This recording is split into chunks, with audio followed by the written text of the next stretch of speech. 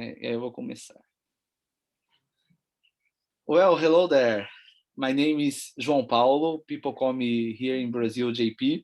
I'm the CEO for the Brazilian Fundraisers Association, ABCR, and I'm going to interview my good friend Mayara.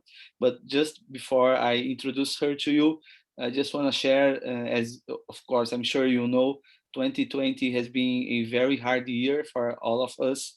And for us in Brazil, 2021 is actually being even harder, with thousands of people dying every day in Brazil by the time you are watching this video. It's very unfortunate what we have been having in Brazil, but this does not hinder or hide the fact that we saw a very big movement, generosity movement in Brazil that began with the pandemic. Brazilians have donated a amount of money, of time, of expertise they haven't ever had in any time in Brazil, and this has been very powerful. And we will share with you a case now, a case of a very good example that has happened in the middle of the Amazon rainforest. So now it's time for me to introduce you to my friend Mayara Brillante. She lives in Manaus. Manaus is in the middle of the rainforest, a very big and beautiful city, and she runs an organization called Parceiros Brilhantes. And Mayara, thanks for being here with us. And please, I would like you to introduce yourself and your organization for us to begin with. Hi, hello everyone. My name is Mayara Brillante. I am CEO of Parceiros Brilhantes. It's a non-profit organization based in Manaus, like you said, JP, in the heart of Amazonia. Parceiros Brilhantes has as a mission actually to give opportunities to people who are in need. And we work based in issues that we receive it online. Our organization works with human rights, health, education, environment, generation of work and income, and emergency situations. So this is what we do here in Parceiros Brilhantes. Perfect.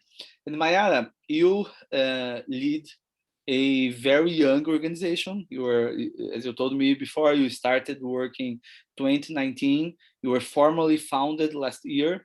And there is one specific case that happened online that you, as an organization, were able to make a very good impact in someone's life story.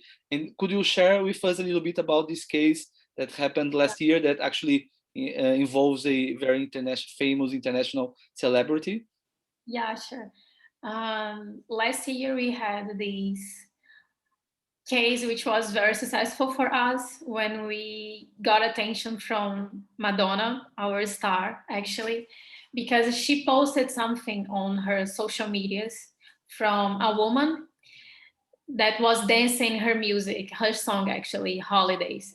And I saw this post on Twitter and I started to follow her because I wanted to know what was happening with that woman. And later we just found that woman she was known by Marina Silva Manaus, but her name is Maria. So she had problems with drugs, and we found her and we gave her some chances, a good opportunity to change her life. She went to rehab, and she also got a new smile, and now she's with her family. And before this, actually, when we first found Maria, I posted a picture on Twitter also, and we said, "Hey Madonna, we found Maria, and thanks to you, she's going to rehab and she has a new opportunity in her life." And Madonna just reposted that, so we got this attention, and the media was with us all the time. So we had some interviews and some donations also. And this was the first big history for our project last year. And all of this during the COVID crisis, the pandemic Yeah, we are going through. So you've been able to make the most from this opportunity. Of course, it's a very interesting story. I invite you all to watch the video as well. And you've been since then using digital tools and yeah, digital approaches to raise funds to communicate with people and with your communities. So how has this been working for you during these hard times? Have you been able to fundraise online or through social media? yeah. Since we born in this pandemic time, the internet was our territory. It still is actually. So we use all the digital tools to make the difference for us. What we do actually, we have more than, let me see now, 50,000 followers on Instagram, Facebook, Twitter, and LinkedIn. We basically choose that social media because it's where we have more followers and engagement. So this is the main tools for us, and we use these by creating some storytelling videos, posts, cards that show to people what we do. Actually, we we have an office actually in Manaus. We have a team work on it, but it's online that we work the most. So because of the internet and all the digitals and also some softwares that we paid to, to have this engagement around, um, is the main reason that we are so successful. Like, since I am a journalist, I have this media expertise to use with my team. So I think this is the difference, like between our project and the other projects here. So basically, we are online, but also offline with some actions that we do every time. Yeah, and I'm a manager, and I don't have half of your expertise. I envy you for that. So you just to be clear, you've achieved a total of around 50,000 followers on Yeah. all your social media in pretty much 1 year of work. Yes. Wow, Yes. that's amazing. Wow, fantastic. And More than old projects like who has history in Brazil, for example. of course, sure, fantastic. And you're there in Manaus, in the Amazon rainforest. It is a big city, but it's not as being São Paulo or Rio de Janeiro or a metropolis or a big city as a capital of economic capital. But in anyway, you've done such an amazing job in so short time. Now, for us to end. What are the key lessons you think you've learned from this experience about the potential there is on digital fundraising, considering that you are working for grassroots communities? So have you would like to share something with us as well? Sure. The first lesson is everyone is online. So we have to take advantage of, Even in the Amazon rainforest, right? even in the Amazon, yes.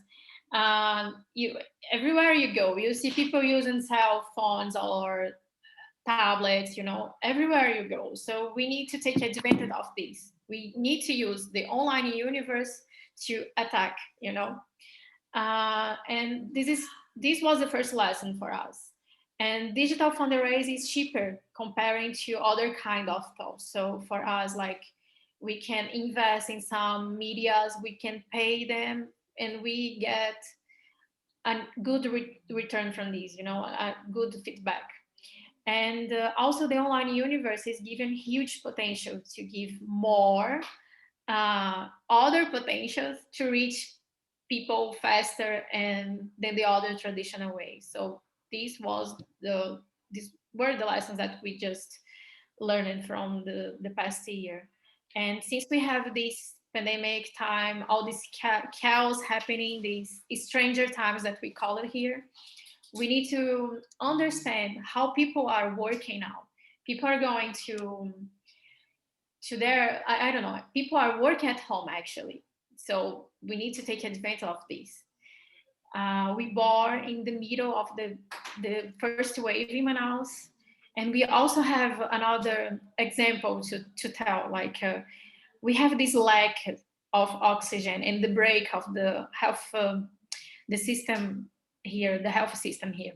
So we also use the online tools, Instagram, Facebook, and all the videos online to get more donations. So this year in January, we reached more than 1 million of reais in donations.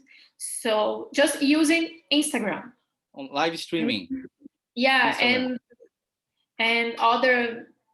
and other social medias. But for, I mean, Instagram for ours was the first media that we could reach people in Brazil and around the world. So we got donations from Europe, from US, from Canada, Brazil, and we Wow. could help the people here. What we did, we basically uh, gave a lot of support to people here, the victims of coronavirus. So we are very happy to make part of this. Unfortunately, it was in these strange times because we lost a lot of people, but we also saved a lot of them. We're still learning from internet. We're still learning from people, and for us it's a pleasure to help, it's a pleasure to learn, and for us it's an opportunity to be online. I hope we still I think this online universe is has no boundaries, so we can go wherever we want to go. For me it's just amazing. This is wonderful. You raised over $200,000 on through live streaming on Instagram. That's incredible. Being in the heart of the rainforest.